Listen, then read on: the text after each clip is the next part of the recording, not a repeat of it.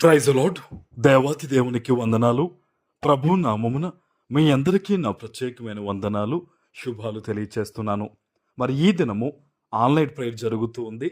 మీ ప్రార్థన వసతులు నాకు తెలియచేయండి, నేను తప్పక మీకోసం ప్రార్థన చేస్తాను. ఈ దినము కొరకు ఏర్పాటు చేయబడిన దేవుని వాగ్దానము ఎస్తేరు గ్రంథము 6వ అధ్యాయము 10వ వచనము. అందుకు రాజు, నీవు చెప్పిన ప్రకారమే శీఘ్రముగా ఆ వస్త్రములను ఆ గుర్రమును తీసుకుని రాజు గుమ్మమునొద్ద కూర్చుని ఉన్న యూదుడైన మొర్దెకైకు అలాగే చేయుము, నీవు చెప్పిన దానిలో ఒకటైనను విడువక అంతయు చేయమని హామానుకు ఆజ్ఞ ఇచ్చెను.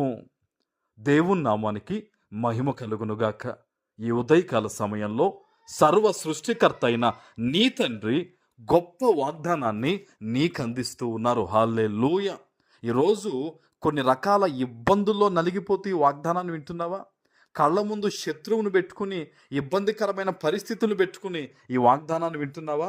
ప్రభు నీతో మాట్లాడుతూ నిన్ను బలపరుస్తూ ఉన్నారు.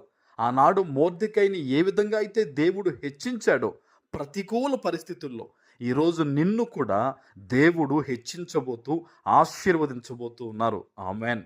మొర్దెకై ఏం చేశాడండి? అంత ఘనత ప్రతికూల పరిస్థితుల్లో కూడా పొందుకోవడానికి మొర్దెకై ఏం చేశాడంటే బలమైన ప్రార్థన చేశాడు, దేవునికి సమీపంగా జీవించాడు. ఈరోజు నీ జీవితంలో కూడా ఇబ్బందులు ఉన్నాయంటున్నావు, ఆర్థికపరమైన సమస్యలు ఉన్నాయంటున్నావు, కుటుంబంలో గొడవలు ఉన్నాయంటున్నావు, శుభకార్యాలు జరగట్లేదంటూ ఉన్నావు, నెమ్మది లేదంటున్నావు. మరి నువ్వు దేవునికి దగ్గరగా జీవిస్తున్నావా, లోకానికి దగ్గరగా జీవిస్తున్నావా అనేది ఆలోచన చేయి. ఆనాడు భయంకరమైన పరిస్థితులు ఈ యొక్క హామాను ఉరికొయ్య తయారు చేయించేశాడు. రాజు దగ్గరకు వచ్చాడు, ఒక్క మాట సెలవు తీసుకుని ఇంక వెళ్ళి మొర్దెకైని ఉరి తీసేద్దాం అనుకున్నాడు. కానీ దేవుడు అద్భుతమైన రీతిలో మొర్దెకై విషయంలో గొప్ప కార్యం చేసి అతన్ని హెచ్చించి రాజు పక్కన కూర్చునే విధంగా చేశాడు. హల్లెలూయా.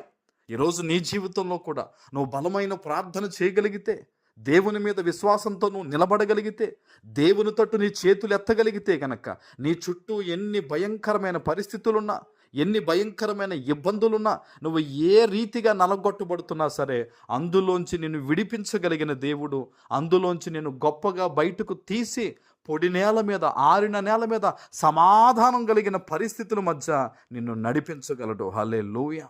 ఈరోజు దేవుడు నీతో మాట్లాడుతున్నాడు.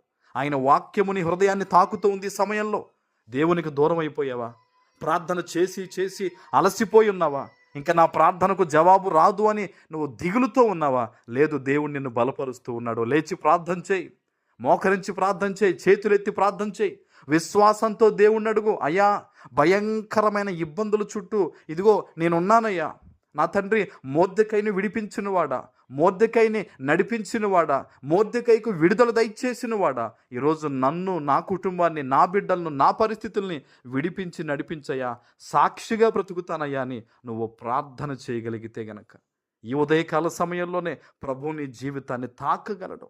ఒక్క తాకిడి చాలండి, ఒక్క మాట చాలండి మన జీవితం గొప్పగా మారిపోవడానికి. ఈరోజు అపవాది నీతో ఏం చెప్తాడంటే, ఇంక అయిపోయింది నెలంతా కూడా, నువ్వేం చూడలేకపోయావు, మరికొద్ది గంటల్లో నువ్వు కొత్త నెలలోకి నువ్వు వెళ్తున్నావు, దేవుడు నిన్ను దీవించడేమో అని నీకు అనుమానం పెడతాడు. లేదు లేదు, ప్రభువు నిన్ను చూశాడు గనక నీతో మాట్లాడుతున్నాడు.